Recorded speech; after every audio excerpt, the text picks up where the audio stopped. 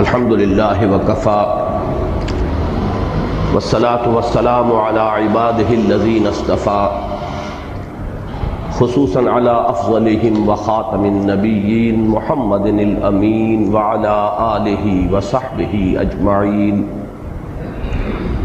اما بعد فاعوذ باللہ من الشیطان الرجیم بسم اللہ الرحمن الرحیم تبارک الذی بیدہ الملک وہو علی کل شیء قدیر الذی خلق الموت والحیاة لیبلوکم ایکم احسن عملا وہو العزیز الغفور الذی خلق سبع سماوات طباقا ما ترى في خلق الرحمن من تفاوت فارجع البصر هل ترى من فطور ثم ارجع البصر كرتين ينقلب إليك البصر خاسئا وهو حسير ولقد زينا السماء الدنيا بمصابيح وجعلناها رجوما للشياطين وأعتدنا لهم عذاب السعير وَلِلَّذِينَ كَفَرُوا بِرَبِّهِمْ عَذَابُ جَهَنَّمَ وَبِئْسَ الْمَصِيرُ إِذَا أُلْقُوا فِيهَا سَمِعُوا لَهَا شَهِيقًا وَهِيَ تَفُورُ تَكَادُ تَمَيَّزُ مِنَ الْغَيْظِ كُلَّمَا أُلْقِيَ فِيهَا فَوْجٌ سَأَلَهُمْ خَزَنَتُهَا أَلَمْ يَأْتِكُمْ نَذِيرٌ قالوا بلى قد جاءنا نذير فكذبنا وقلنا ما نزل الله من شيء إن أنتم إلا في ضلال كبير وقالوا لو كنا نسمع أو نعقل ما كنا في أصحاب السعير فاعترفوا بذنبهم فسحقا لأصحاب السعير ان الذين يخشون ربهم بالغيب لهم مغفرة واجر كبير واسروا قولكم او اجهروا به انه عليم بذات الصدور الا يعلم من خلق وهو اللطيف الخبير صدق الله العظيم رب اشرح لي صدري ويسر لي امري واحلل عقدة من لساني يفقهوا قولي اللهم ربنا الہمنا رشدنا واعذنا من شرور انفسنا اللهم ارحمنا بالقرآن العظیم اللهم اجعله لنا اماما ونورا وهدى ورحمة اللهم ذکرنا منه ما نسینا وعلمنا منه ما جہلنا وارزقنا تلاوته آناء الليل وآناء النهار واجعله لنا حجة یا رب العالمین آمین۔ ہمارا یہ مسلسل درس کئی ماہ کے وقفے کے بعد شروع ہو رہا ہے، اور چونکہ آج مکی اور مدنی سورتوں کے جو 7 گروپ قرآن مجید میں ہیں ان میں سے آخری اور 7واں گروپ شروع ہو رہا ہے، اس اعتبار سے چند باتیں مجھے آج پھر دہرانی ہوں گی۔ قرآن مجید میں سورتوں کی جو تقسیم ہے منزلوں کی شکل میں اور گروپوں کی صورت میں، اس کے بارے میں قرآن مجید کی کل 114 صورتیں ہیں، اور ان کی ایک تقسیم تو بہت قدیم ہے، دور صحابہ سے رضی اللہ تعالی عنہم ان کا ذکر ہمیں ملتا ہے، اور وہ ہیں منزلیں تلاوت کے لیے، کہ ایک منزل روزانہ انسان تلاوت کر لے تو ایک ہفتے میں قرآن مجید ختم ہو جائے۔ اس میں یہ نہیں ہے کہ صفحے گن کر برابر برابر 7 حصوں میں تقسیم کیے گئے ہوں، بلکہ مکمل صورتیں ہیں، لیکن یہ کہ ایک بہت ہی ایک ترتیب اس میں قائم ہوئی ہے کہ سورہ فاتحہ کو اگر الگ کر لیا جائے کہ وہ پورے قرآن مجید کے لیے ایک نہایت جامع مقدمے کی حیثیت رکھتی ہے، تو اس کے بعد سے تقسیم یہ ہے کہ پہلی منزل میں 3 صورتیں ہیں، دوسری میں 5 ہیں، تیسری میں 7 ہیں، چوتھی میں 9 ہیں، پھر 11 ہیں، پھر 13 ہیں۔ یوں سمجھئے کہ یہ بڑھتا چلا جا رہا ہے، سیڑھی جو ہے بڑے ہی ایک حساب سے بڑھ رہی ہے۔ البتہ حزب مفصل جو کہلاتا ہے آخری، اس میں 65 صورتیں ہیں، وہ بھی 15 کا ملٹیپل بنتا ہے 13 کا، 13 ضرب 5 65، اس کے اندر بھی ایک حسن ہے عددی اعتبار سے۔ ان میں مکی مدنی کی کوئی تقسیم نہیں ہے، بلکہ یہ ہے کہ اصل پیش نظر یہ ہے کہ تقریباً مساوی 7 حصے ہو جائیں، بالکل مساوی نہیں ہے۔ اس میں سے جو پہلا گروپ ہے، پہلی منزل 5.25 پارے کی ہے، بعض جو ہیں وہ 4 پارے 4.25 پارے کے لگ بھگ ہیں۔ آخری منزل جو ہے وہ سورہ قاف سے شروع ہوتی ہے،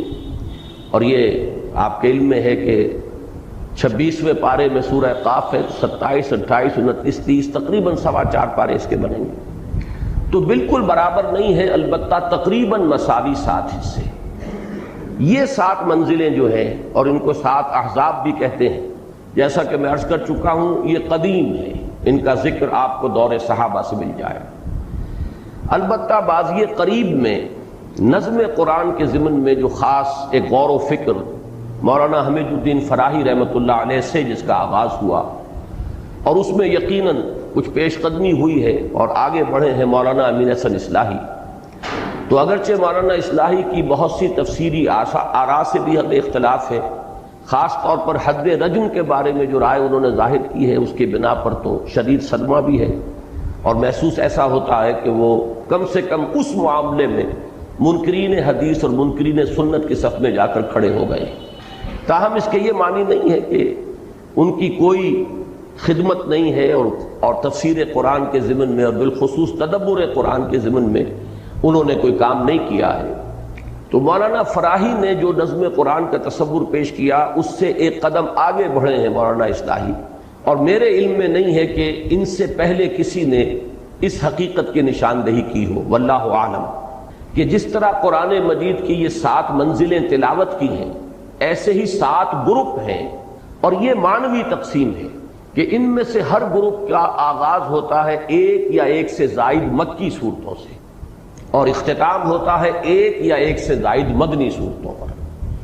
تو مکیات مدنیات ایک گروپ، پھر مکیات پھر مدنیات دوسرا گروپ، پھر مکی پھر مدنی تیسرا گروپ، اور ان میں ظاہر بات ہے کہ ایک معنوی ربط قائم ہوتا ہے کہ ہر گروپ کا ایک مرکزی مضمون ہے، ایک اس کا عمود ہے، اسی مرکزی مضمون کا، جیسے آپ کہتے ہیں تصویر کے 2 رخ ہوتے ہیں، ایک رخ مکی صورتوں میں آئے گا اسی گروپ کے، اور دوسرا رخ جو ہے اسی گروپ کی مدنی صورتوں میں آئے گا، اور وہ مضمون گویا کہ اس عمود کی حد تک اس گروپ میں مکمل ہو جائے گا۔ اب میں زیادہ تفصیل میں اس وقت نہیں جا رہا ہوں، صرف یہ بات نوٹ کر لیجئے کہ پہلا اور آخری گروپ جو ہے اس کے مابین ایک عجیب عکسی نسبت ہے، ریسیپروکل ریشو ہے، کہ پہلے گروپ میں مکی صورت صرف ایک سورہ فاتحہ، بہت چھوٹی ہے حجم کے اعتبار سے، اگرچہ معنوی اعتبار سے وہ پورے قرآن مجید کے بھی مساوی اسے قرار دیا جا سکتا ہے، اساس القرآن، ام القرآن، اور حضرت ابی بن کعب رضی اللہ تعالیٰ عنہ سے جو روایت مروی ہے اس کے مطابق تو حضور نے خود اس کو قرار دیا ہے والقرآن العظیم، جو سورہ ہجر میں آیت آئی ہے وَلَقَدْ آتَيْنَاكَ سَبْعًا مِنَ الْمَثَانِي وَالْقُرْآنَ الْعَظِيمَ، تو حضور نے فرمایا یہی 7 مثانی ہے، یہی قرآن عظیم ہے۔ تو اپنی جگہ وہ معنویت کے اعتبار سے اس کی جو عظمت ہے وہ مسلم ہے، لیکن یہ کہ حجم کے اعتبار سے بہت ہی مختصر، جبکہ 4 طویل ترین مدنی صورتیں، سورہ بقرہ، سورہ آل عمران، سورہ نساء، سورہ مائدہ، 6.25 پارے کے لگ بھگ جو ہے یہ مدنیات ہے۔ اب بالکل یہ نسبت جو ہے اس آخری گروپ میں آ کر اب یہ عکسی ہو گئی ہے، ریسیپروکل ہے، نسبت الٹی ہو گئی ہے، کہ اس گروپ کے اندر 48 صورتیں شامل ہیں۔ یہ نوٹ کر لیجئے کہ تلاوت کا جو آخری منزل والا معاملہ ہے، آخری منزل وہ سورہ قاف سے شروع ہو جاتی ہے، اس میں گروپ 2 ہیں، سورہ قاف سے لے کر سورہ واقعہ تک مکی صورتیں، سورہ حدید سے سورہ تحریم تک 10 صورتیں مدنی، یہ ہم پڑھ چکے ہیں، یہ ایک گروپ مکمل ہو گیا، یہ 6واں گروپ ہے، اور 7واں گروپ یہاں سے شروع ہو رہا ہے سورہ ملک سے، اور سورۃ الناس پر ختم ہوگا۔ یہ جو 48 صورتیں ہیں ان میں اکثر و بیشتر بلکہ تقریباً کل کی کل مکی صورتیں ہیں۔ یہاں آپ دیکھیں گے کہ اب مدنی صورتوں کی نسبت جو ہے وہ نہ ہونے کے برابر رہ گئی، اور بہت سی صورتوں کا معاملہ جو ہے اس میں جو مدنیات ہیں وہ مختلف فی ہیں۔ 5 صورتیں ہیں زیادہ سے زیادہ ان 48 میں سے جن کے بارے میں یہ کہا گیا ہے کہ وہ مدنی ہیں، جن میں سے متفق علیہ صرف ایک ہے اور وہ سورۃ النصر ہے، اذا جاء نصر اللہ والفتح۔ اس کے بارے میں تو اتفاق ہے کہ یہ مدنی صورت ہے۔ باقی 2 صورتیں اور ہیں، سورۃ البینہ اور سورۃ الزلزال، یہ ساتھ ساتھ ہیں۔ ان کے بارے میں بھی بعض مصاحف میں آپ کو یہ لکھا ہوا مل جائے گا کہ یہ مدنی صورتیں ہیں۔ اسی طریقے سے آخری 2 صورتیں معوذتین، ان کے بارے میں بھی یہ رائے ہے، لیکن میں نے دیکھا ہے کہ بہت سے حضرات ان کو بھی مکی صورتیں قرار دیتے ہیں۔ تو گویا کہ کل 5 صورتیں بنتی ہیں جن کے بارے میں یہ رائے ہے ان 48 میں سے کہ یہ مدنی ہیں۔ ان میں سے بھی 4 مختلف فی ہیں۔ متفق علیہ جو ہے وہ صرف ایک صورت بنتی ہے اور وہ سورۃ النصر ہے۔ میری اپنی ایک رائے ہے اس کے ضمن میں، لیکن اول تو یہ کہ میں اس پر فی الحال جازم نہیں ہوں۔ جب اس مقام پر پہنچوں گا تو انشاءاللہ اپنی ایک رائے حتمی طور پر قائم کروں گا۔ مولانا اصلاحی صاحب کے چونکہ ذکر سے بات شروع ہوئی تھی تو یہ عرض کر دوں کہ ان کے نزدیک آخری 5 صورتیں مدنیات ہیں، سورۃ النصر، اس کے بعد سورۃ اللہب اور پھر سورہ اخلاص اور معوذتین۔ اور اس میں اب یہ بات بڑی عجیب ہے کہ جہاں تک سورۃ اللہب کا تعلق ہے اس میں تقریباً اجماع ہے کہ وہ مکی صورت ہے، ابتدائی دور میں نازل ہوئی ہے، جبکہ حضور نے اپنا پہلا خطبہ ارشاد فرمایا تھا کوہ صفا پر کھڑے ہو کر، اور ابو لہب نے اس وقت وہ بہت ہی گستاخانہ الفاظ استعمال کیے تھے، تبا لک لہذا جمعتنا، تو تقریباً اجماع ہے کہ اس پر یہ صورت نازل ہوئی، تبت یدا ابی لہب وتب۔ لیکن مولانا اصلاحی صاحب کی اپنی ایک تعویل ہے، انہوں نے اسے مدنی صورت قرار دیا ہے۔ تو بہرحال میں ابھی اپنی رائے جو ہے جیسا کہ میں نے عرض کیا آپ کے سامنے پیش نہیں کر رہا، اس وقت صرف یہ بیان کرنا مقصود تھا کہ پہلے گروپ اور آخری گروپ میں یہ ریسیپروکل ریشو ہے، عکسی نسبت ہے کہ پہلے گروپ میں تقریباً تمام صورتیں 6.25 پارہ اور یہ مدنیات پر مشتمل ہے، اور مکی صورت صرف سورہ فاتحہ ہے۔ اسی طریقے سے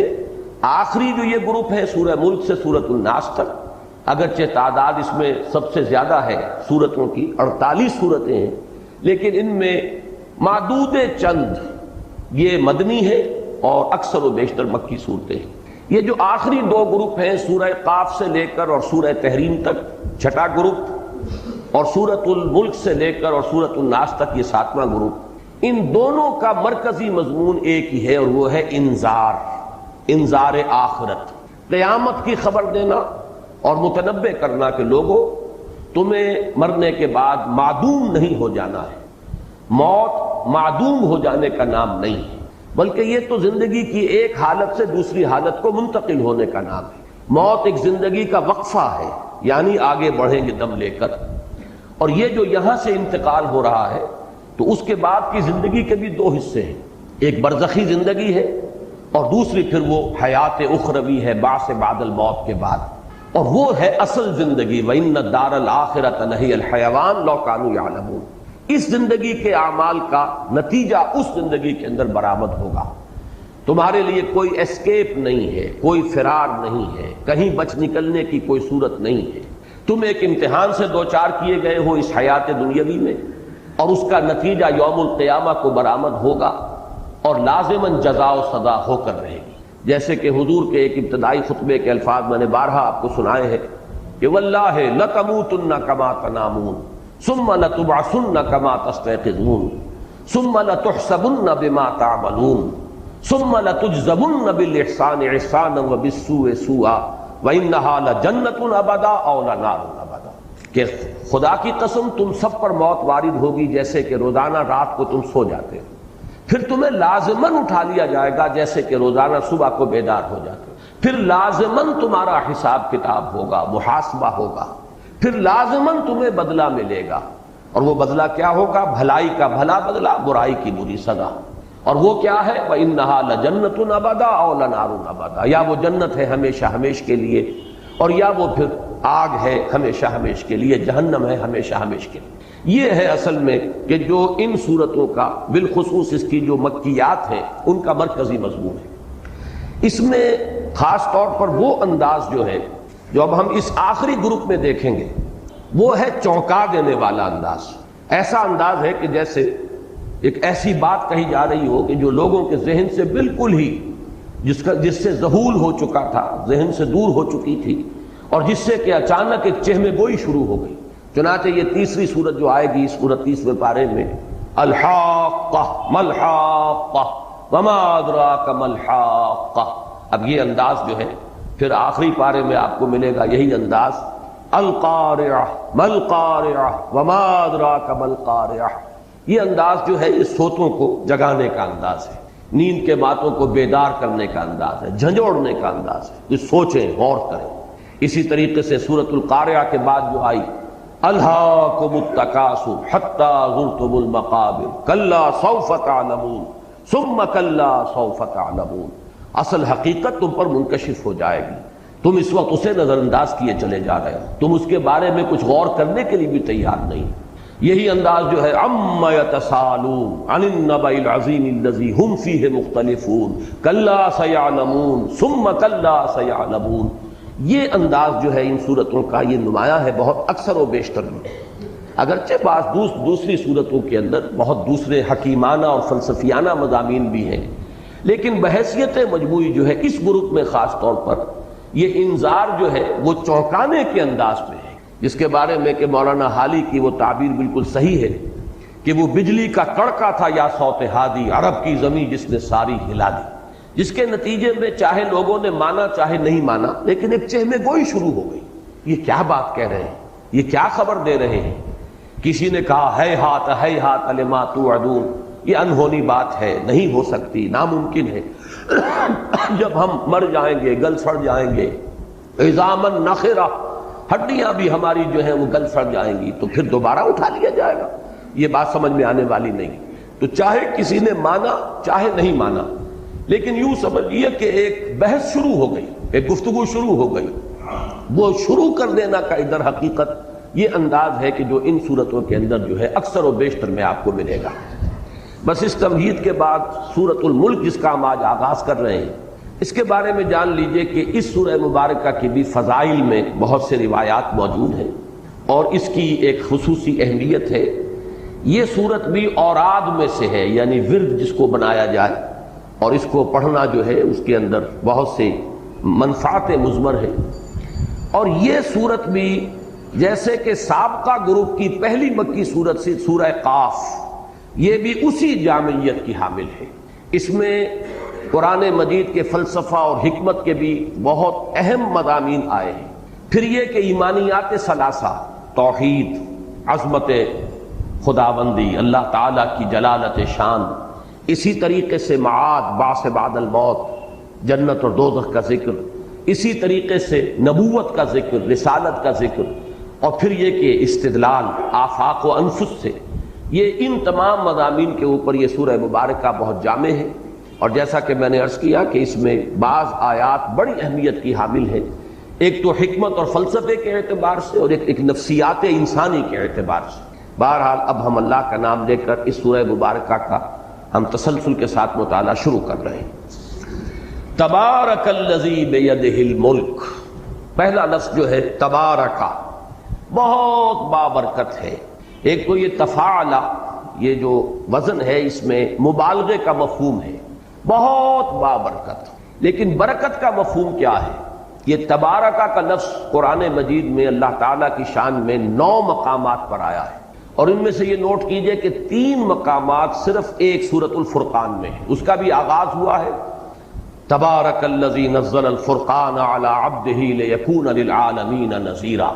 پھر اس کے بعد ایک آیت آتی ہے تبارکہ سے، پھر یہ آخری رکوع شروع ہوتا ہے تبارکہ سے. تو تبارکہ کا مفہوم کیا ہے؟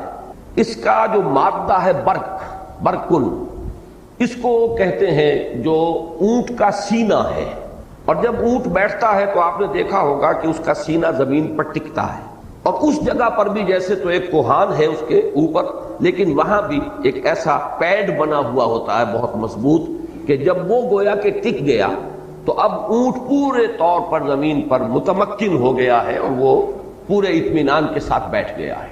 اسی سے مفہوم جو اس کا نکلا ہے وہ کسی چیز میں ثبوت اور ثبات اور کسی چیز کے اندر جماؤ کی کیفیت پیدا ہو جانا. مثلاً ابترکوا فی الحرب، یہ جو مفردات امام راغب ہیں ان میں یہ مباحث آپ کو مل جائیں گے کہ عرب کہتے تھے ابترکوا فی الحرب، ابترکوا فی الحرب کے معنی ہے ثبتوا ولازموا موضع الحرب، جم گئے جنگ کے اندر اور وہ جنگ کی جگہ کو انہوں نے مضبوطی سے پکڑ لیا، میدان میں ان کے قدم جم گئے۔ یہ جماؤ اور ٹھہراؤ، اسی سے جب اللہ تعالیٰ کی شان میں یہ لفظ آتا ہے تو یہ ہے ثبوت الخیر الالہی، اللہ تعالیٰ کا جو فیض ہے، اللہ کے جو احسانات ہیں، اللہ کی طرف سے جو خیرات و حسنات ہیں اپنی مخلوق کے لیے، ان میں جماؤ پیدا ہو جانا، اور پھر اس میں مبالغے کی شان، یعنی اللہ تعالیٰ کی طرف سے فیض رسانی جو ہے اس کے اندر تسلسل، اس میں دوام، اس میں پائیداری پیدا ہو جانا، یہ ہے تبارک کا مفہوم۔ تبارک الذی بیدہ الملک، بہت بابرکت، بہت فیض رساں، بہت عظمت والی ہے وہ ہستی جس کے ہاتھ میں ہے بادشاہی۔ بیدہ ہی، اس کے ہاتھ میں ہے۔ اللہ تعالیٰ کے لیے یہ مختلف جو الفاظ آتے ہیں، ید ہے، چہرہ ہے، وجہ، ان تمام کے بارے میں جو ہمارا اہل سنت کا موقف ہے وہ یہ ہے کہ ان پر اجمالاً ایمان، باقی یہ کہ ظاہر بات ہے کہ ہم اس کو کسی تجسیم یا کسی جسم کے اوپر قیاس نہیں کر سکتے، اور اکثر و بیشتر اس سے مراد ہوگی یعنی استعارہ، کہ ید سے مراد ہے جیسے ہم کہتے ہیں قبضہ قدرت، کسی کے ہاتھ میں ہونا، یعنی اس کے اختیار میں ہونا، اس کے قبضے میں ہونا۔ بیدہ الملک، اسی کے قبضے میں ہے بادشاہی، اسی کا اختیار مطلق ہے ملک پر، بادشاہی پر۔ یہ لفظ ملک جو ہے، اب اس پر بھی غور کیجئے کہ یہ جو صورتیں ابھی ہم پڑھ چکے ہیں، سورہ حدید، سورہ تغابن، اس میں بھی اللہ تعالیٰ کے لیے یہ لفظ جو ہے بتکرار و اعادہ آیا ہے۔ سورہ حدید کی ابتدائی 6 آیات آپ کو یاد ہوگا، ہم نے بہت تفصیل کے ساتھ ان کا مطالعہ کیا، اور ذات و صفات باری تعالیٰ کے ضمن میں میری ایک ذاتی رائے ہے جو میں نے بارہا عرض کی ہے کہ عظیم ترین اور جامع ترین مقام جو ہے وہ سورہ حدید کی پہلی 6 آیات پر مشتمل ہے۔ اس میں بھی 2 مرتبہ لہو ملک السماوات والارض، دوسری آیت میں لہو ملک السماوات والارض یحیی و یمیت وہو علی کل شیء قدیر، اور پھر اختتام پر آتا ہے لہو ملک السماوات والارض وإلی اللہ ترجع الامور، بلکہ ادھر سے بھی سمجھیے کہ یہ دوسری آیت ہے، اور وہ جو دوسری آیت آئی ہے وہ آخر سے لاسٹ بٹ 1 ہے، لیکن 6 آیتوں میں 2 مرتبہ اللہ تعالیٰ کے لیے اس شے کا اس بات کہ حکومت اور اختیار، اس کائنات کا کل اختیار، اس کی کل بادشاہی، ڈی فیکٹو بھی ڈی جیورے بھی اللہ تعالیٰ کے ہاتھ میں۔ اسی طریقے سے سورہ تغابن میں لہ الملک و لہ الحمد وہو علی کل شیء قدیر، اور اس ملک کے ساتھ علی کل شیء قدیر کی خصوصی مناسبت ہے۔ وہ بادشاہت کے جو جس میں کہیں عجز ہو، بادشاہ اگر کمزور ہو گیا ہو تو ظاہر بات ہے کہ بادشاہی میں خلل پیدا ہو جائے گا، پھر وہاں فساد رونما ہو جائے گا۔ تو اس کے ساتھ اللہ تعالیٰ کی قدرت تامہ اور قدرت کاملہ، لہ الملک ولہ الحمد وہو علی کل شیء قدیر۔ سورہ حدید میں بھی فرمایا لہ ملک السماوات والارض یحیی و یمیت وہو علی کل شیء قدیر۔ بالکل اسی کے ساتھ مناسبت اس آیہ مبارکہ کی ہے، تبارک الذی بیدہ الملک وہو علی کل شیء قدیر، بہت بابرکت، بڑی عظمت والی، بہت فیض رساں ہے وہ ہستی جس کے قبضے میں ہے کل بادشاہی، اور وہ ہر شے پر قادر ہے، کوئی شے اس کی قدرت سے باہر نہیں۔ یہ بات میں عرض کر چکا ہوں بارہا، اس وقت میں صرف اجمالاً ہی اس کی طرف اشارہ کر سکتا ہوں کہ اللہ تعالیٰ کی معرفت کو اگر ہم 2 حصوں میں تقسیم کریں تو ایک معرفت ذات ہے، ایک معرفت صفات ہے۔ معرفت ذات ہمارے دائرے سے خارج ہے، وراء الورا ثم وراء الورا ثم وراء الورا، اس کے بارے میں ہم کوئی تصور کر ہی نہیں سکتے۔ ہماری قوت فکریہ، قوت متخیلہ، قوت متصورہ، یہ سب کی سب جو ہے وہ عاجز ہے۔ اے برو از وہم و قیل و قال من، بات ختم ہوتی۔ سارا اب ہمارا جو ہے انحصار وہ ہے اللہ تعالیٰ کے اسماء و صفات کی معرفت۔ چنانچہ یہی الفاظ آئے ہیں ایمان مجمل میں آمنت باللہ کما ہوا باسمائہ وصفاتہ، یہی ہمارے پاس کل جو ہے ہماری رسائی ہو سکتی ہے تو اللہ تعالیٰ کی صفات اور اسماء۔ اب ان صفات اور اسماء میں سے دو صفات ہیں اہم ترین جس کا قرآن مجید میں نہایت کثرت کے ساتھ ذکر ہوا ہے، قدرت اور علم۔ اور اکثر و بیشتر جہاں اللہ تعالیٰ کی ذات و صفات کا بیان ہوا ہے، ابتدا میں صفت قدرت کا ذکر اور اختتام پر صفت علم کا ذکر۔ سورہ حدید کا چونکہ میں نے ابھی حوالہ دیا ہے، ان 6 آیات میں بھی دیکھیے کہ ابتدا میں پہلی آیت میں وَهُوَ عَلَىٰ كُلِّ شَيْءٍ قَدِيرٌ، اور اس کے بعد اختتام کیا ہوتا ہے؟ وَهُوَ عَلِيمٌ بِذَاتِ الصُّدُورِ، وہ سینوں کے اندر جو راز مخفی ہیں اور دفن ہیں، جو ارادے اور نیتیں ہیں، ان سب کا بھی جاننے والا ہے۔ اسی طریقے سے سورہ تغابن میں شروع میں فرمایا یسبح للہ ما فی السماوات وما فی الارض لہ الملک ولہ الحمد وہو علی کل شیء قدیر، اور چوتھی آیت کل کی کل مشتمل ہے اللہ تعالیٰ کی صفت علم پر، یعلم ما فی السماوات والارض ویعلم ما تسرون وما تعلنون واللہ علیم بذات الصدور۔ بالکل وہی نسبت آپ کو اس رکوع میں نظر آئے گی جو آج ہم پڑھ رہے ہیں، شروع میں وہو علی کل شیء قدیر، اور اختتام پر اس رکوع کے وَهُوَ اللَّطِيفُ الْخَبِيرُ أَلَا يَعْلَمُ مَنْ خَلَقَ وَهُوَ اللَّطِيفُ الْخَبِيرُ، بلکہ اس سے پہلے کی آیت وَأَسِرُّوا قَوْلَكُمْ أَوِ اجْهَرُوا بِهِ إِنَّهُ عَلِيمٌ بِذَاتِ الصُّدُورِ۔ تو یہ نسبت وہی ہے کہ آغاز اللہ تعالیٰ کی صفت قدرت کے بیان سے، اختتام اللہ تعالیٰ کی صفت علم کے بیان سے۔ ان دونوں کی اہمیت جو ہے وہ در حقیقت معاد سے متعلق ہے کہ معاد کے ضمن میں، باس بعد الموت کے ضمن میں، جزا و سزا کے ضمن میں، حساب کتاب کے ضمن میں جو وسوسے ذہن انسانی میں آتے ہیں، وہ پہلا وسوسہ وہ ہے جس کا علاج ہوگا اللہ تعالیٰ کی صفت قدرت کے اوپر یقین۔ یعنی وسوسہ یہ ہے کیسے ہوگا، مر جائیں گے، گل سڑ جائیں گے، ہماری ہڈیاں بھی نہیں ہوں گی۔ اور جیسا کہ میں نے بارہا کہا ہے کہ آج کا کوئی نوجوان جس نے تھوڑی سی فزکس پڑھ لی ہو، کیمسٹری پڑھ لی ہو، وہ کہے گا کہ وہ تو ان کے ایٹمز بھی جو ہے وہ تحلیل ہو چکے ہوں گے، اور ان کے پروٹونز اور نیوٹرونز بھی نہ معلوم کہاں سے کہاں جا چکے ہوں گے، اب کہاں ان کو دوبارہ پیدا کیا جا سکے گا۔ اس کا علاج ہے اللہ تعالیٰ کی صفت قدرت کا مراقبہ کرنا، وَهُوَ عَلَىٰ كُلِّ شَيْءٍ قَدِيرٌ۔ اگر اس کا مراقبہ ہوگا تو یہ وسوسہ ختم ہو جائے گا، اس کی بنیاد، اس کی جڑ کٹ جائے گی۔ اسی طریقے سے دوسرا وسوسہ یہ آتا ہے کہاں اللہ کے علم میں یہ ساری ڈیٹیلز ہوں گی، ایک انسان پوری عمر میں جو عمل کرتا ہے، ایک دن میں کیا کیا اس کے اعمال ہیں، کیا کیا خیالات اس کے ذہن میں آ رہے ہیں، کیا کیا وسوسے آ رہے ہیں، کیا کیا وہ اپنی جو ہے منصوبہ بندیاں کر رہا ہے، کہاں یہ تمام چیزیں ریکارڈ میں ہوں گی، کہاں علم میں ہوں گی۔ اب اس کا جواب ہے اللہ تعالیٰ کی صفت علم، یعلم ما فی السماوات والارض ویعلم ما تسرون وما تعلنون واللہ علیم بذات الصدور۔ جیسے کہ سورہ لقمان میں بھی فرمایا،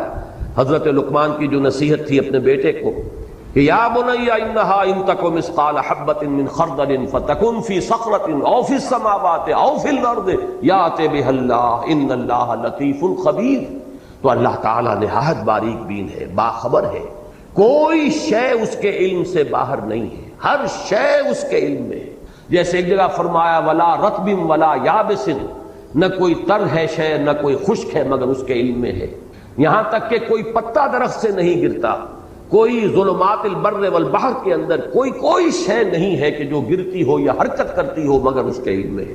تو یہ سارا ایمفیسس جو ہے اللہ تعالیٰ کی صفت علم پر، اس کا بھی براہ راست تعلق معاد کے ساتھ ہے۔ یہی وجہ ہے کہ اس سورہ مبارکہ کے بھی آغاز میں اللہ تعالیٰ کی صفت قدرت کا ذکر ہے، اور اس رکوع کا اختتام پھر اللہ تعالیٰ کی صفت علم پر ہوگا۔ تبارک الذی بیدہ الملک وہو علی کل شیء قدیر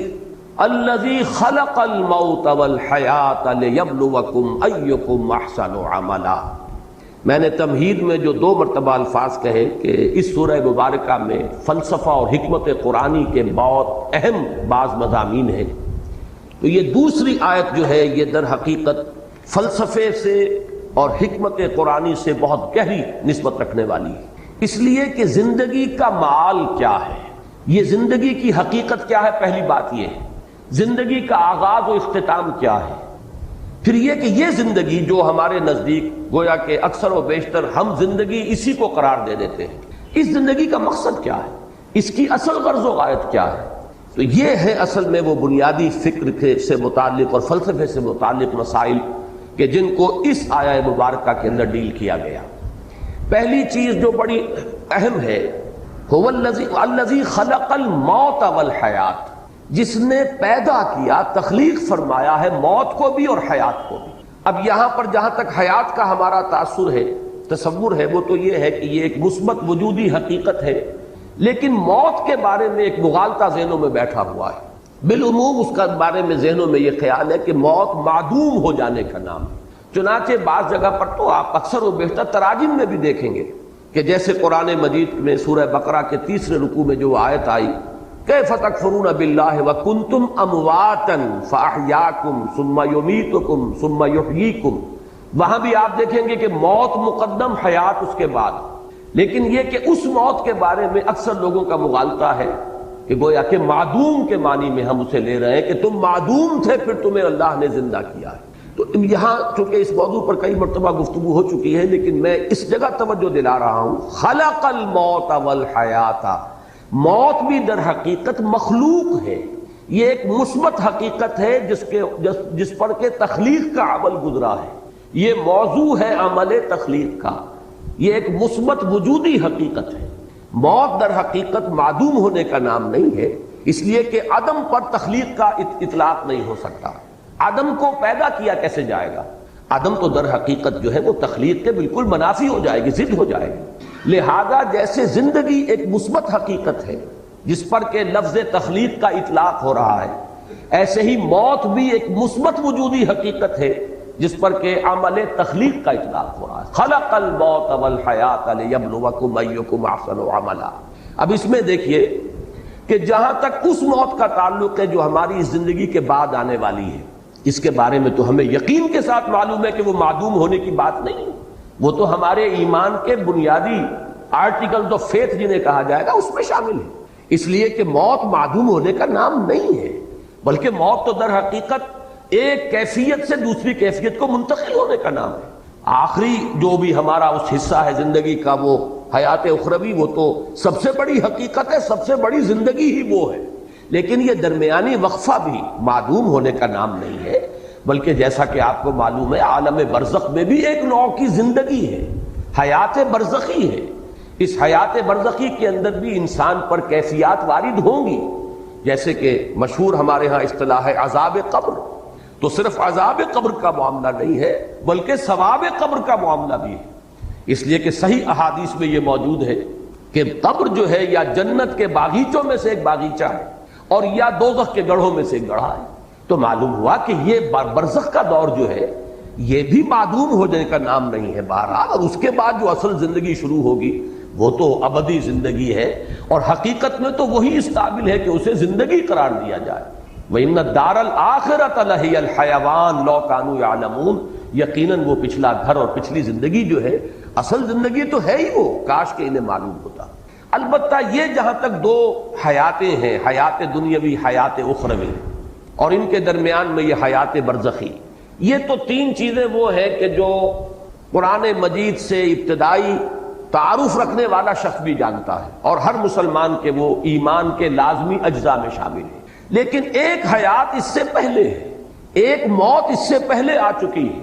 یہ در حقیقت فلسفے اور حکمت قرآنی کا ذرا غامض پہلو ہے، مختلف مقامات پر اس کی طرف اشارات ہیں، تفاصیل اس کی آپ کو قرآن میں نہیں ملے گی، اس لیے کہ جو حکمت کے غامض مسائل ہیں انہیں قرآن مجید نے تفصیل کے ساتھ اس پر بحث نہیں کی، اس لیے کہ قرآن مجید صرف حکماء کے لیے نہیں ہے، فلاسفہ کے لیے نہیں ہے، بہت اعلیٰ عقلی صلاحیتیں رکھنے والوں کے لیے نہیں ہے، یہ عامیوں کے لیے بھی ہے، عوام کے لیے بھی ہے۔ لہذا اس میں زیادہ تر بحث کی گئی ہے تفصیل کے ساتھ انہی چیزوں پر کہ جو سب کے ذہن کی گرفت میں آ جائیں، سب کے علم کی سطح تک رسائی جو ہے ان چیزوں کی ہو جائے، اور باقی چیزیں جو ہے کہ جو زیادہ غامض ہیں، دقیق ہیں، فلسفیانہ حقائق ہیں، ان کی طرف صرف اشارے ہیں، اس لیے کہ ان کو ظاہر بات ہے کہ ان سے دلچسپی رکھنے والے عقلاء اور حکماء ہوں گے، اور عاقلاں را اشارہ کافی است، عاقلوں کے لیے ظاہر بات ہے کہ اشارہ کافی ہے، وہ جب وہاں سے گزریں گے وہ ڈیرا لگا کر بیٹھ جائیں گے، جیسے کہ میں نے ابھی آیت آپ کو سنائی، کیف تکفرون باللہ وکنتم امواتا فاحیاکم ثم یمیتکم ثم یحییکم ثم الیہ ترجعون۔ معلوم ہوا 4 ادوار ہیں، ایک موت پہلے تھی، پھر اس کے بعد احیا ہوا ہے، پھر اب یہ زندگی آئی ہے، پھر اماتہ ہوگا، پھر اس کے اوپر موت کا عمل وارد ہوگا، پھر احیا ہوگا، اور پھر وہ زندگی ابدی ہو جائے گی۔ لیکن یہ مضمون جو ہے اپنی کلائمیکس میں جو سامنے آیا ہے وہ سورہ غافر یا سورہ مومن، یہ 2 نام ہیں سورہ مبارکہ کے، اس کی جو آیت ہے، اور میں نے سن 66 میں ایک مضمون لکھا تھا حقیقت زندگی کے عنوان سے،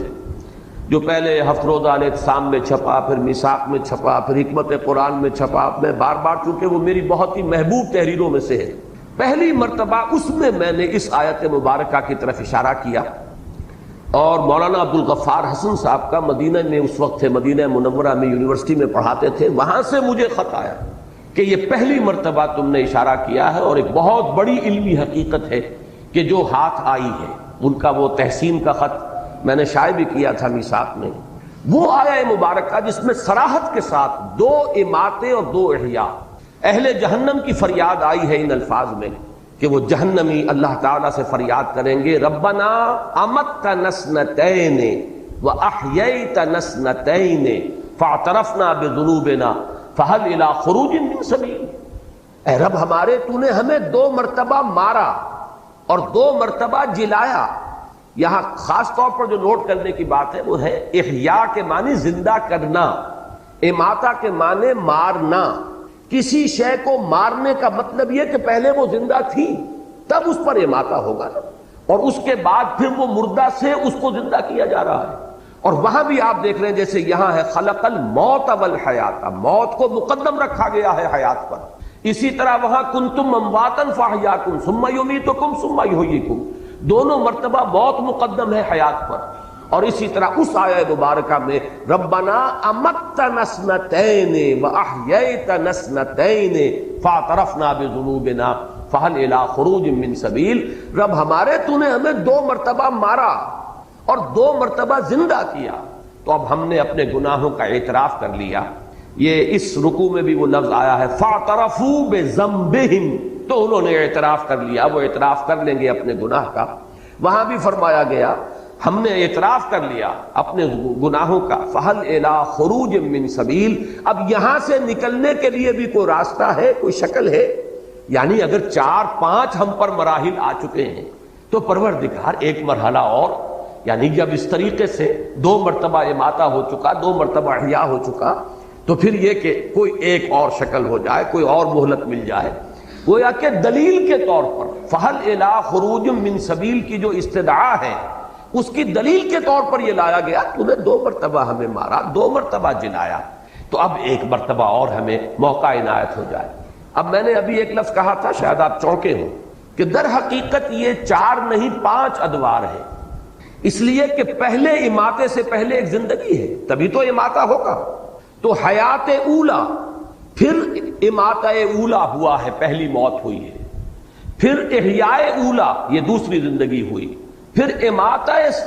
ثانیہ، دوسری مرتبہ کا زندہ موت کا وارد کیا جانا، اس کے بعد احیاء ثانی ہوگا، دوسری مرتبہ کا زندہ کیا جانا، اور اس کے بعد زندگی۔ گویا کہ 3 زندگیوں کے مابین 2 موتیں حائل ہیں۔ اب نوٹ کر لیجئے اس کو، بات ثابت یہ ہوا 3 زندگیوں کے مابین وقفے ہیں 2 موتوں کے، پہلی زندگی پھر موت، پھر زندگی پھر موت، پھر زندگی۔ اب اس کو نوٹ کیجئے، میں نے پہلے بھی عرض کیا ہے لیکن بعض حضرات آج یہاں نئے ہیں۔ پہلی ہماری تخلیق ہوئی عالم ارواح میں، اس کے لیے لفظ تخلیق بھی مناسب نہیں ہے، ایجاد یا ابداع، اس لیے کہ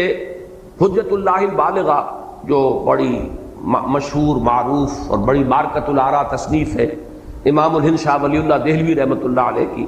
اس کا ابتدائی حصہ جو ہے وہ ان کے فلسفے پر مشتمل ہے، اور پہلا باب جو ہے اس میں افعال الہی، اللہ تعالیٰ کے 3 بنیادی افعال پر بحث کی گئی۔ اللہ کے 3 کام بنیادی ہیں۔ پہلا کیا ہے؟ ابداع، یعنی عدم محض سے وجود بخشنا، یہ ابداع ہے۔ دوسرا ہے خلق،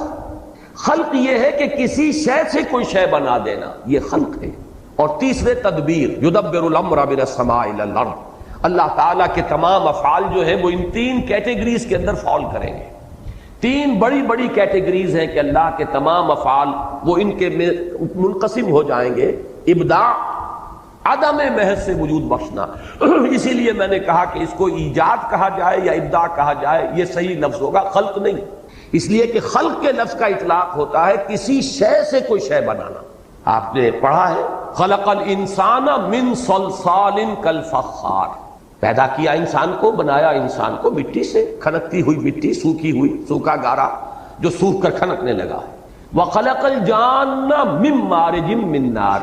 اور جنات کو پیدا فرمایا اس نے آگ کی لپٹ سے۔ وخلقنا من الماء کل شیء حی، ہم نے پانی سے بنائی ہے ہر شے جو زندہ ہے۔ معلوم ہوا خلق کے ساتھ جو ہے کوئی شے موجود ہوگی کہ کس شے سے بنائی گئی۔ البتہ پہلا مرحلہ جو ہے ایجاد و ابداع وہ ہے کہ جس میں اس سے پہلے کوئی شے نہیں تھی، عدم محض سے، انگریزی میں جسے کہتے ہیں کریشن ایکس نہیلو، عدم محض سے کریٹ کرنا، یہ ہے ایجاد و ابداع۔ پھر ایک شے سے دوسری شے، دوسری سے تیسری، پھر امتزاج ان کو جوڑ کر بنانا، ایک کی شکل بدل دینا، یہ ہے خلق۔ اور انہی کے مابین پھر اللہ تعالیٰ کے احکام، اس کے اوامر، یہ جو ہے ان کی تنفیذ ہوتی ہے، یہ ہے تدبیر۔ تو یہ تین بنیادی افعال ہیں۔ میں نے اس کا ذکر اس لیے کیا کہ پہلی زندگی جو ہے اس کے لیے لفظ خلق موضوع نہیں ہے، وہ ہماری تخلیق اول جو ہے، وہ جو تخلیق اول ہے ہماری، وہ عالم ارواح میں ہوئی ہے، اور اس کے لیے ایجاد و ابداع کا لفظ مناسب ہوگا۔ اس کے بعد پہلی زندگی تھی جس میں کہ وہ ہم نے عہد کیا تھا الست بربکم قالوا بلا، ظاہر بات ہے زندگی تھی، نہ صرف زندگی تھی، پورا شعور ذات موجود تھا، ہم نے معاہدہ کیا اللہ کے ساتھ۔ تو جب تک کہ سیلف کانشسنس نہ ہو، شعور ذات نہ ہو، معاہدے کی کوئی حیثیت ہی نہیں۔ ہمیشہ آپ دیکھیں گے جب معاہدہ کیا جاتا ہے، اقرار کیا جاتا ہے، بقائمی ہوش و حواس میں یہ وعدہ کرتا ہوں یا معاہدہ کر رہا ہوں، تو گویا کہ اپنی ذات کا پورا شعور ہونا لازم ہے۔ ہم اس شعور ذات کے ساتھ زندہ تھے، اگرچہ جسموں کے ساتھ نہیں تھے، صرف ارواح کی شکل میں تھے۔ الارواح جنود مجندہ، وہ لشکروں کی صورت میں وہ تمام ارواح تھی جو اللہ کے حضور میں حاضر تھی، اور پوچھا گیا الست بربکم قالوا بلا۔ اب یہ پہلی حیات ہے، اس پر پہلا اماتہ طاری ہوا، پہلی مرتبہ مارا گیا، یعنی سلا دیا گیا، ان ارواح کو کسی کولڈ سٹوریج کے اندر رکھ دیا گیا۔ یہ ہے موت کا وہ پہلا مرحلہ جو اس زندگی میں آنے سے قبل ہم گزار آئے۔ اس کے بعد اب ہو رہا ہے احیاء اولا، وہ اس زندگی میں، اس عالم جو عنصری ہے اس کے اندر جب وہ رحم مادر میں ایک جسم تیار ہوا ہے تو وہ روح کو لا کر اس کولڈ سٹوریج سے، وہ جو روح معین ہے اس شخص کی، اس کو لا کر شامل کیا گیا، اور یہ گویا کہ احیاء اولا ہوا۔ اس کے بعد یہ زندگی دوسری آ گئی۔ در حقیقت یہ جسے ہم پہلی زندگی کہتے ہیں، یہ زندگی دوسری ہے کہ جو ہم اس عالم میں مادی میں بسر کر رہے ہیں، اس میں ہمارا جسم بھی ہے اور ہماری وہ روح بھی ہے، جبکہ پہلی زندگی میں صرف ارواح تھی۔ اس کے بعد دوسرا اماتہ ہوگا، اور پھر عالم برزخ شروع ہوگا، پھر دوسرا احیاء ہوگا، اور پھر ہماری آخری زندگی ہوگی، اخروی زندگی، اور وہ پھر ہمیشہ کے لیے ہے، ابدی ہے۔ یہ ہے در حقیقت حیات انسانی کے مختلف انواع۔ اب اس میں ذرا ایک بات میں اور ہمت اور جرأت کر کے عرض کر رہا ہوں، اس سے یہ تو ثابت ہوا ہے ہمارے ایمان کا جزو لازم کہ ہم ابدی ہیں، ہمیں کبھی ختم نہیں ہونا، اس لیے کہ اصل زندگی آخرت کی زندگی ہے، اور وہ ابدی ہے، جنت میں ہو چاہے وہ جہنم میں ہو، وہ ابدی زندگی ہے۔ تو معلوم یہ ہوا کہ ہم ابدی ہیں۔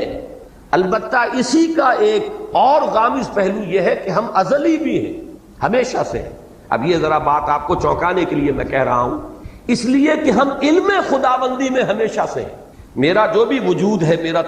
تشخص جو اس وقت ہے، علم خداوندی میں تو ہمیشہ سے ہے۔ اللہ کا علم جو ہے وہ حادث نہیں ہے، اللہ کا علم اس کی ذات کے ساتھ، جیسے کہ اس کی ذات قدیم ہے، اس کا علم بھی قدیم ہے۔ کوئی شے جس کا وجود اس عالم میں کبھی ہونا ہوگا وہ علم خداوندی میں ازل سے موجود ہے، جس کو کہ ہمارے صوفیہ اور ہمارے متکلمین کہتے ہیں صور علمیہ۔ علم خداوندی میں یہ تمام صورتیں پہلے سے موجود ہیں، تو ہماری ایک پوٹینشل ایگزسٹنس جو ہے، پوٹینشل ہے، یہ بالقوہ وجود تھا ہمارا علم خداوندی میں، اور وہ ہمیشہ سے تھا۔ اس کے بعد ہمارا پہلا وجود عالم ارواح میں ہوا ہے، وہ ہمارا وجود خارجی ہے، اور اس کے بعد پھر ہمارا یہ وجود ہے جو مادی زندگی کے ساتھ ہو رہا ہے، مادی جسد کے ساتھ ہو رہا ہے، پھر ہمارا ایک اور وجود ہوگا اور وہ ابدی ہے۔ اب یہ ہے وہ چیزیں جن کے بارے میں نے عرض کیا کہ یہ وہ حقائق ہیں کہ جن میں سے حیات دنیاوی تو ہمارے سامنے کی شے ہے، ہمارے تجربے کی شے ہے، حیات اخروی وہ ہے جس کا جاننا لازم ہے اگر اس زندگی کو درست بسر کرنا ہے۔ لہذا ان پر تو تفصیل سے گفتگو ہوئی ہے، پوری بحث ہے، پوری شرح و بسط کے ساتھ ہے، لیکن یہ ابتدائی مراحل جو ہیں یہ خالص علمی باتیں ہیں، یہ ایک حکمت کے وہ غامض مضامین ہیں کہ جن کو قرآن مجید نے بہت ہی اشارے صرف کر دیے ہیں، اس کے علاوہ یہ کہ ان پر تفصیلی بحث نہیں کی ہے، اور خود اس کا جو سبب ہے وہ میں بیان کر چکا ہوں، اس لیے کہ یہ حکمت و فلسفہ کے جو غامض مضامین ہیں ان کا تعلق ہے حکما سے، اور عاقلہ را اشارہ کافی است۔ اب جو میں نے یہ اس قدر طویل جو زندگی ہے انسان کی، اس کے لیے میں نے وہ لفظ ازلی بھی استعمال کر دیا کہ پوٹینشل ایگزسٹنس ہماری جو ہے وہ تو جب اللہ تعالیٰ کے علم میں ہم ہمیشہ سے موجود تھے۔ ایک تو یہ کہ علامہ اقبال کی جو نظم ہے زندگی کے عنوان سے بانگ درا میں، اس میں دو شعر آج کے ہمارے اس درس کے اعتبار سے انتہائی اہم ہیں، بلکہ اسی آیت کے اعتبار سے اہم ہے۔ پہلا شعر، تو اسے پیمانہ امروز و فرداں سے نہ ناپ، جاویداں پہ ہم دواں ہر دم جواں ہے زندگی۔ واقعہ یہ ہے کہ جو ان الفاظ کے اندر جو شوکت ہے، یہ اس آیہ مبارکہ کے پہلے حصے کی صحیح ترین تعبیر ہے۔ کیا تم سال گنتے ہو 60 سال 70 سال 80 سال؟ کیا یہ زندگی ہے؟ یہ تو تمہارے ذہن کی بڑی تنگی ہے۔ بلکہ میں نے وہ حقیقت زندگی کا اپنا مضمون شروع یہاں سے کیا کہ یہ لوگ کہ جو صرف تجربہ اور شہود کے اوپر ایمان رکھنے والے ہیں، وہ تو زندگی سمجھتے بس پیدائش سے موت تک کا وقفہ، لیکن کیا یہ 30 40 50 60 سال 70 سال 80 سال، ان میں بھی پہلا حصہ گزر جاتا ہے جس میں شعور ہی نہیں، اور پھر بڑھاپا آ گیا تو کہ لا یعلم بعد علم شیئا، پھر کچھ شعور نہیں رہتا، بیچ کے 30 40 سال بمشکل ہیں کہ جو شعور کے ہیں، تو کیا یہ کل ہماری حقیقت یہی ہے؟ اشرف المخلوقات جس کے بارے میں اللہ یہ فرمائے خلقتہ بیدی، میں نے اسے اپنے دونوں ہاتھوں سے بنایا ہے، وَلَقَدْ كَرَّمْنَا بَنِي آدَمَ وَحَمَلْنَاهُمْ فِي الْبَرِّ وَالْبَحْرِ وَرَزَقْنَاهُمْ مِنَ الطَّيِّبَاتِ وَفَضَّلْنَاهُمْ عَلَىٰ كَثِيرٍ مِّمَّنْ خَلَقْنَا تَفْضِيلًا۔ جس کی شان اس طریقے سے بیان کی جا رہی ہو، کیا اس کی حقیقت بس یہی ہوگی؟ اور اس میں بھی یہ کہ عمر دراز مانگ کے لائے تھے، 4 دن 2 آرزو میں کٹ گئے، 2 انتظار میں۔ واقعہ یہ ہے کہ اگر 70 برس کی زندگی بھی ہو تو 40 برس تو گزر جاتے ہیں، بے شعوری کے شروع کا اور آخر کا حصہ دونوں شامل کر لیجئے تو بیچ میں کیا ہے، وہ 2 دن کی زندگی رہ جائے گی کہ جس میں شعور ہے، حرکت ہے، ارادے ہیں، عزائم ہیں، امنگیں ہیں، آپ کچھ بناتے ہیں، بگاڑتے ہیں،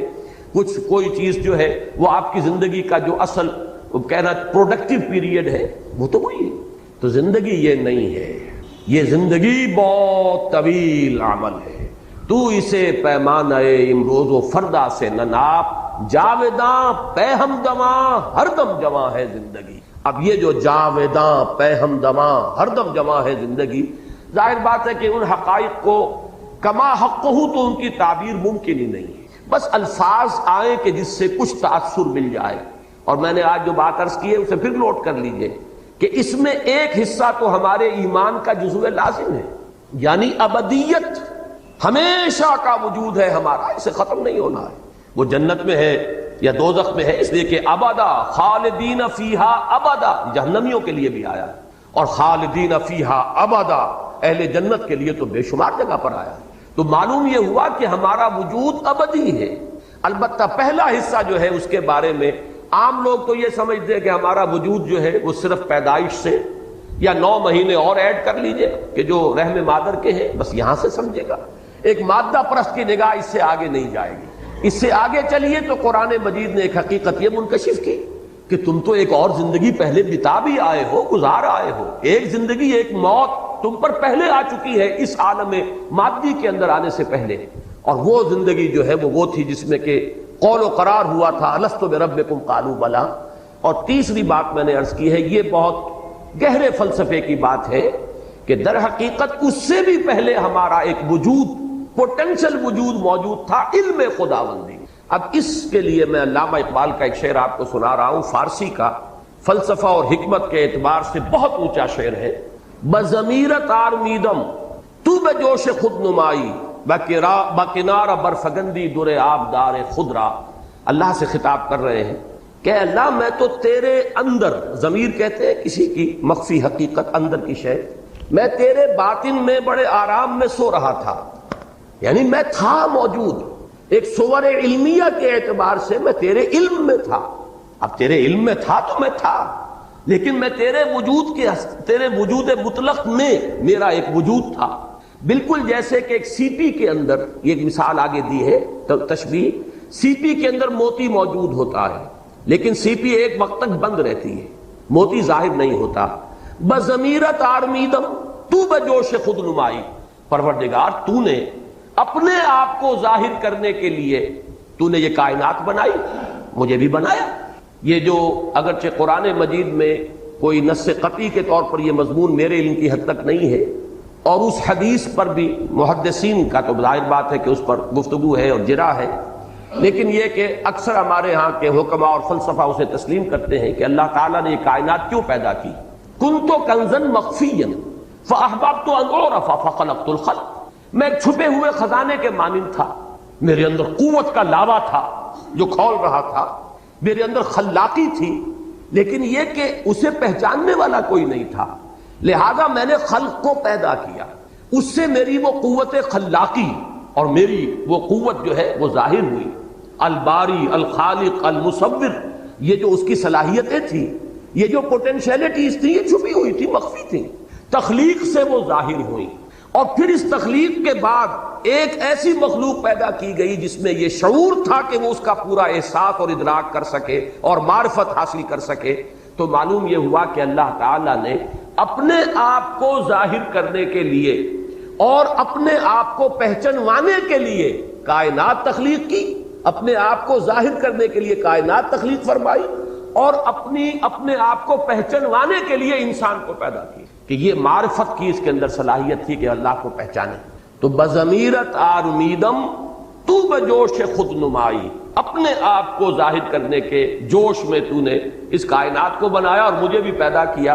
اور اپنے بارے میں کہہ رہے ہیں بکنارہ برفگندی در آبدار خضرا، جیسے سی پی کے اندر وہ موتی موجود تھا لیکن پتہ نہیں کسی کو نظر نہیں آ رہا، قوم اس کی خوبصورتی کو دیکھے، قوم اس کے حسن کا جو ہے اس کو اپریشیٹ کرے، تو اس نے اپنا منہ کھولا اور موتی کو باہر پھینکا تاکہ اس موتی کا حسن ظاہر ہو۔ تو نے بھی مجھے اپنے اندر سے نکال کر باہر ڈالا ہے۔ بضمیرت آرمیدم تو بجوش خود نمائی، بکنار برفگندی در آبدار خضرا، میں تو تیرے اندر کا ایک موتی ہوں۔ یہ تیرے اندر کا موتی ہے جس کو میں کہہ رہا ہوں، متکلمین نے اس کے لیے اصطلاح وضع کی ہے صور علمیہ۔ کائنات میں جو شے بھی خارج میں پیدا ہوئی ہے، پہلے وہ اللہ تعالیٰ کے علم میں موجود تھی، اور وہ اللہ کے علم میں اس کا وجود جو ہے وہ اس کا پوٹینشل ایگزسٹنس ہے۔ اس اعتبار سے میں نے آج عرض کیا ہے بات کو، اس لیے کہ اب پتہ نہیں کتنے زندگی کا کتنا حصہ بقایا ہے۔ میں اس حصے کے درس کے دوران چاہتا ہوں کہ وہ چیزیں کہ جن پر میں نے تاحال جان بوجھ کر گفتگو نہیں کی ہے، میں چاہتا ہوں کہ اب ان کے بارے میں بھی جس چیز کے بارے میں میری ایک رائے بنی ہے اور جو بھی میں نے مختلف جو گوشے ہیں ان سے حاصل کیا ہے وہ میں آپ کے سامنے رکھوں۔ اگرچہ مجھے اندیشہ ہے کہ چونکہ جس قسم کا یہ اجتماع ہوتا ہے اس میں بالکل نئے لوگ بھی ہوتے ہیں، ہمارے نوجوان طلبہ بھی ہوتے ہیں، اور اس قسم کے مضامین جو ہے ان کے اندر خطرہ ہوتا ہے کہ کچھ لوگ جو ہیں جن کی فہم کی سطح سے وہ بہت بالا تر ہوں، ان کے لیے وہ فتنہ نہ بن جائے۔ لیکن یہ کہ اب اور میرے پاس میں نہیں کہہ سکتا کہ کوئی موقع ہوگا کہ نہیں ہوگا کہ میں ان حقائق پر بھی گفتگو کر سکوں، اس لیے میں نے آج اس قدر تفصیل سے بات کی ہے۔ اب یہ جو میں نے عرض کیا ہے کہ 3 زندگیاں اور 2 موتیں، درمیان میں ہے یہ حیات دنیاوی، نوٹ کیجئے 5 میں نے مرحلے بیان کیے، پہلی زندگی، پھر پہلی موت، دوسری زندگی، دوسری موت، پھر تیسری زندگی جو ابدی ہے۔